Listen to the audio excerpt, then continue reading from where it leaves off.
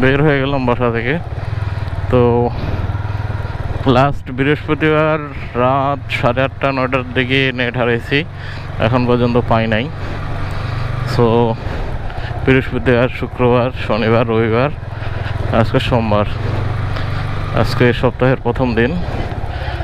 যদি মিনিমাম কাজগুলো না করি, আসলে এই কাজগুলো ডিলে হয়ে যাবে। এক সপ্তাহ ডিলে মানে ডেলিভারি টাইম মোটামুটি 1 সপ্তাহ হয়ে যাবে। যার কারণে ভাবতেছি একটু বর্ডার লাইনের দিকে যায় কিছু কাজ করতে হবে। অলরেডি আমি একটা সিম কালেক্ট করছি সজিদ মামার কাছ থেকে, আমার ফ্রেন্ড। তো দেখি কি করা যায়। চেষ্টা করতেছি খানপুরের দিকে যাওয়ার। এখন কত দূর যাইতে পারবো না যাইতে পারবো জানি না, বাট চেষ্টা করি। এইভাবে তো আসলে থাকা যাবে না, কারণ পেটের দায়ে বের হতে হবে, কাজ করতে হবে। আর আমি একটাবার বলিও নাই বাইরকে যে আমি ইন্টারনেট ক্রাইসিসের মধ্যে পড়তে পারি। আমি ভাবছিলাম ফেসবুক বন্ধ করে দিবে, সোশ্যাল মিডিয়া অফ করে দিবে, এর বাইরে আর কি হবে। বাট এখন হঠাৎ করে ওয়াইফাই চলে যায়, যার কারণে আমি এখন পুরোপুরি 5 দিন অলরেডি হয়ে গেছে ডিসকানেক্টেড। আমি জানি না কি হবে, বাট বেঁচে থাকার জন্য অ্যাটলিস্ট এই রিস্কটুকু নিতেই হবে। 144 ধারা জারি করছে। আমার ওইভাবে আইডিয়া নেই এটাতে কি করবে, গুলি করে দিবে হয়তোবা, সমস্যা নাই। গুলি তো খাইলে মরে যাব, আজকে হোক কালকে হোক মরতেই হবে। সো না খেয়ে থাকে গুলি খাওয়ার থেকে না খেয়ে মরাটা আসলে এতটা ইয়ে হবে না। তো গুলি খেয়েই মরবো, সমস্যা নাই। স্বাধীন দেশে যদি গুলি খেয়ে মরতে হয় তো এর থেকে গুড আইডিয়া আর থাকতে পারে না। দেখি কি হয়, বাকিটা সৃষ্টিকর্তার ইচ্ছা। যাই সামনে এগিয়ে, পরে কথা হবে। তো ব্যাপার যেটা হয়েছে, শহরে তো বিভিন্ন জায়গায় পুলিশ দেখলাম, তো কিছু বলে নাই, দাঁড় করায় নাই। আর এদিকে আসে দেখতেছি যে একটু বৃষ্টি নাই, শহরে বৃষ্টি হচ্ছিল। আর এদিকে খানপুর পর্যন্ত মনে হয় না আর কোথাও চেকপোস্ট বা পুলিশ বসবে, এদিকে রুরাল এরিয়া। কারণ আমার মেইনলি যেটা টার্গেট সেটা হচ্ছে আমাকে ইন্টারনেট পাইতে হবে। এখন কি করব বলেন, কিছু করার নাই ভাই আমার। এই যে আমি জানি না এটা দেশের জন্য লাভ কিংবা ক্ষতি, বাট আমার জন্য এটা অনেক ক্ষতি, এটা বলে বুঝাইতে পারবো না। জানি না সরকার বা কারা এই জিনিসটার জন্য দায়ী। আসলে এরকম কয়েকদিন ধরে ইন্টারনেট ডিজেবল, এটা আসলে কখনো কল্পনা করি নাই যে এরকম একটা পরিস্থিতি দাঁড়াবে। যাই হোক, এখন গতকালকে দেখলাম যে 21 তারিখ, গতকালকে দেখলাম যে 7% কোটা দিয়ে দিছে, কমাইছে এক কথায়। আগে যে পরিমাণ যে যত শতাংশ ছিল তার থেকে কমাইছে, কমিয়ে 7% নিয়ে আসে। আমি জানি না কেন আজকে পর্যন্ত ইন্টারনেটে নেই, আবার 144 ধারা জারি করছে। ইন্টারনেটটা দিলে অ্যাটলিস্ট আমাদের জন্য খুব ভালো হতো। আসলে ইন্টারনেটটা দিয়ে শুধু যে ফেসবুক চালাই ব্যাপারটা এরকম না। হ্যাঁ, আমরা কাজের পারপাসেই মেইনলি ইন্টারনেটটা ইউজ করা। এখন সরকার থেকে ফ্রিল্যান্সিং শেখাইলো, কাজ শেখাইলো, আর্নিংস করার একটা পথ দেখাই দিল। যতটা পারছি ভালো আর্নিংস করে দেখাইছি, সরকার থেকে ল্যাপটপও পাইছি। এখন যদি সেই সরকারেই এটা দিয়ে আমাদের হেল্প না করে, তাহলে আসলে খুবই কষ্টকর একটা বিষয়। কারণ অনলাইন ছাড়া আমার মূল্য জিরো। কারণ বাংলাদেশে আমি কোথাও কর্পোরেট কোনো জব বা এরকম কোনো এক্সপিরিয়েন্স নাই যেখানে আমি করে খাইতে পারবো। এখন কি আর করার, দেখি আজকে কোনোভাবে কোথাও কানেক্টেড হতে পারে কিনা। কানেক্টেড হতে পারলে তো অ্যাটলিস্ট হাতের কাজগুলো সেরে নেব, প্লাস ভাইয়ারকে ব্যাপারটা বুঝায় বলবো। তো 2-4 দিন এরকম হতে পারে, দেন তুমি এটা ম্যানেজ করে নিও। আমাদের টিমের আরও কাজ করে এরকম সে লেভেলে আছে যারা বাংলাদেশের বাইরে থেকে কাজ করে। সো দেখি বলে এখন কি বলে, যদি কানেক্টেড হতে পারি সো দেন, তা না হলে তো কিছু করার নেই। তো ব্যাপার যেটা হলো ফাইনালি হচ্ছে খানপুরে আসে নেটওয়ার্কের মধ্যে আসলাম। এখানে আসে যেটা হলো নেটওয়ার্ক পাচ্ছে, কিন্তু আমার যে সিমটা নিয়ে আসি এটাতে মেগাবাইট ভরতে হবে, মানে রিচার্জ করতে হবে, তাছাড়া এটা কাজ করতেছে না, কল যাচ্ছে না, কলও আসতেছে না। পরে বাজারে গেলাম, সামহাউ চেষ্টা করলাম অনেক, আমি আর নিপুণ, বাট কোনোভাবেই করতে পারলাম না এটা সেটা।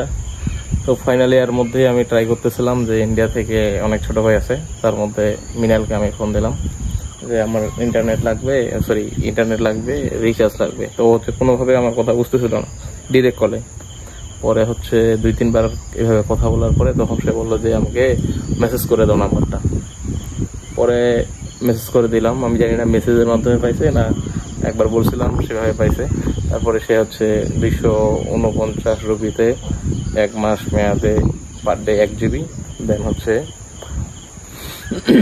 আনলিমিটেড কথা, এই প্যাকেজটা দিল। দেন ও হচ্ছে রিচার্জ করার পর ওই ফোন দিছে ওই নাম্বারে, তারপরে কথা বললাম ওই নাম্বারে, তখন খুব সুন্দর কথা শোনা যাচ্ছিল। তারপর এটা টুকটাক করে শুরু হলো, তারপর আরও কিছু 2 GB করে নিলাম পরবর্তীতে। তো সব মিলায়া ওকে, তো এইভাবেই চলতেছে। কি অবস্থা সবার? ক্যামেরা অফিস, ধানক্ষেত, ধানবাড়ি, এই হচ্ছে চারদিকের অবস্থা, কি বলবো, তাও চিল। তো পরে যেটা হলো যে এদিক সেদিক করি, নেটওয়ার্ক পায় না, একবার গাছতলায় যাই, একবার হচ্ছে একটা সিঁড়িতে যাই, একবার হচ্ছে চারালে যাই, একবার হচ্ছে একটা খাড়ে বাসার আছে ওখানে যাই, তারপর একবার হচ্ছে কি বলে এটাকে কবরস্থানে যাই। তো সব মিলে পরে কবরস্থানে ওখানে ভালো নেটওয়ার্ক পাচ্ছিলো, তো ওখানে ম্যাক্সিমাম টাইমে ওখানেই কাজ করলাম। তারপর হচ্ছে এইখানে একটা সিঁড়ি আছে, এই সিঁড়িটাতে ভালো নেটওয়ার্ক পাচ্ছিলো, এখানে কাজ করলাম। তো সব মিলায় 3 দিন পার। এখন হচ্ছে আজকে বাড়ি যাব, তো বাড়ি যাওয়ার জন্য মোটামুটি সব রেডি। তো 3 দিন পার করলাম 2 রাত। এক্সপিরিয়েন্সটা ছিল জাস্ট অস্থির। এরকম এক্সপিরিয়েন্স আসলে আমার গ্যাদার করতে হবে, এটা কখনো জীবনও ভাবি নাই। কারণ ইন্টারনেট ছাড়া বাংলাদেশ 1 সপ্তাহ অলমোস্ট কীভাবে মানে এটা সম্ভব। আমার ভাইয়াদের সাথে কথা বলে দেখলাম, ওরা বলতেছে how is in this generation how can it possible man. তারাও হচ্ছে অবাক হয়ে গেছে, তারা বলতেছে 1 ঘন্টা যদি ইন্টারনেট না থাকে তাহলে তো এটা ওদের জন্য অনেক ক্ষতি। সেই জায়গায় আমাদের 1 সপ্তাহ, ও মাই গডনেস, এটা জীবনে ভুলতে পারবো না। এখন পর্যন্ত ইন্টারনেট চালু হয়নি। তো কিছু কিছু ওয়াইফাই চালু হয়েছে, যেগুলো হচ্ছে কি জানি বলে কর্পোরেট বা BTCL এর যে আওতায়ভুক্ত, এগুলো মোবাইল ডাটা বা অন্যান্য ওয়াইফাই চলতেছে না। তো যাই হোক, হয়তো আবার 2-1 দিনে চালু হয়ে যাবে। আর যাই আমি শহরে যাই নেট পাবো না, বাট ওই 2-4 জনের যেগুলো লাইন আছে এগুলো দিয়ে হয়তো বা চালায় 2-1 দিন ম্যানেজ করে নিয়ে নেব। আর এর আগে তো কোনো প্রকারই ছিল না। তো যাই হোক, এখন শহরে গেলে মোটামুটি ম্যানেজ হয়ে যাবে। তো এই পর্যন্তই। এখানকার পরিবেশটা ছিল জাস্ট অসাম। আর তার থেকে বড় কথা হচ্ছে যে 3 দিন কাটানোর পর এখানে পরিবেশ, তারপর দিঘিপাড়, চাতালটা পিছনে, সব মিলাইয়া বেস্ট একটা এক্সপিরিয়েন্স হলো। Thanks for everything Nipun and uncle. তারা আমাকে অনেক সাপোর্ট দিছে, তার জন্য হৃদয়ের অন্তর থেকে thank you, love you, take love from my side. So tata, এখন চলে যাই। সো এখন বিদায়ের পালা। এখানেই ছিলাম। এই টংটা অস্থির একটা জিনিস, রাতের বেলা বেশ সুন্দর বাতাস প্রোভাইড করে। এই টংটাতে আবার আসবো, প্যারা নাই। বিকালবেলা মাঝে মাঝে এমনিতেই চলে আসতে হবে এদিকে।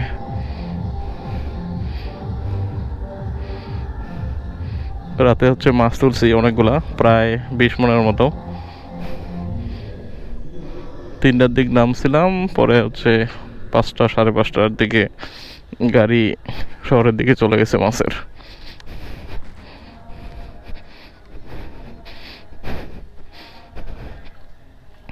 মিস করবো এই জায়গাটাকে। এখানে গাড়ি রাখা আছে। তো বিশেষ করে হচ্ছে ওই যে মরা গাছটার পরের যে গাছটা, জ্যান্ত গাছটা, ওই গাছটার তলাটা, আর হচ্ছে এখানে সিঁড়িটা ভিতরে, আর এই সুন্দর চাতাল বলে এটাকে।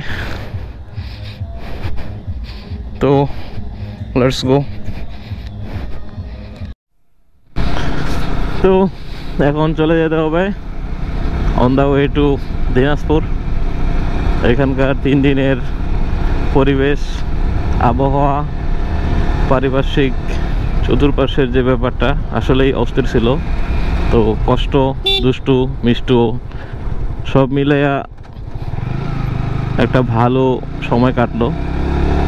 আশা করি এই জায়গাটাতে আমি আবার আসবো। বেসিক্যালি বিকেলবেলাটা এখানকার পরিবেশটা আসলে অস্থির। সুন্দর বাতাস, গ্রামীণ পরিবেশ, কোনো প্রকার গোলমাল, চিল্লি যানজট বা শব্দ কিছু নেই। জাস্ট একটা নিরিবিলি পরিবেশ, খুব সুন্দর একটা সময় কাটবে। তো ইন ফিউচার এরকম একটা পরিবেশ তৈরি করার কল্পনা বা পরিকল্পনা যেটাই হোক না কেন আছে মাথায়। এখন শহরের দিকে যাই। আর শুধুমাত্র যেটা শুনলাম যে ওয়াইফাই বিডিসিএল মানে বাংলাদেশ গভর্নমেন্ট যেই ইন্টারনেটটা প্রোভাইড করে সেই ইন্টারনেটেই শুধু লাইন আছে, দ্যাট মিন ব্রাউজিং করা যাচ্ছে। তা আবার সোশ্যাল মিডিয়াকে ডাউন করে দিয়ে। তো যাই হোক, ফাইনালি শহরে চলে আসলাম। তো এই রাস্তায় আসলে অটোর এত চাপ, আমি জানি না অটোওয়ালাগুলার মানে কোনো ব্যালেন্স নাই আর কি। যে পাশে পাচ্ছে মনে করে যে ঢোকায় দিচ্ছে, ব্রেক দিচ্ছে। কাকা তো সামনে আসে লাফালাফি শুরু করে দিয়েছে। মানে রাস্তাঘাটে বের হলে দেখা যায় আর কি কত ধরনের যায় না, আগায় না, পাছায়ও না।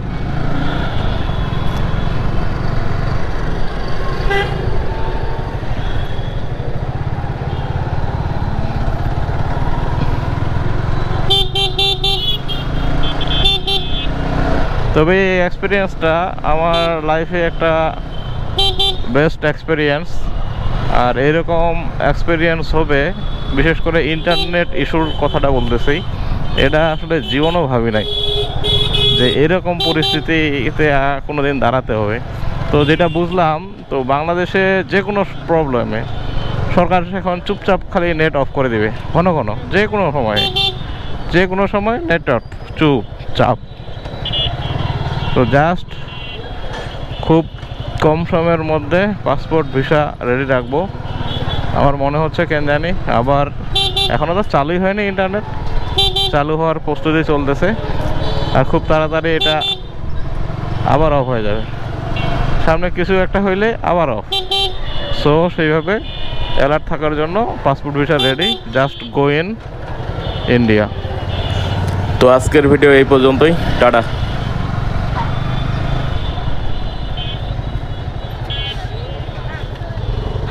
এই হচ্ছে শহরের অবস্থা।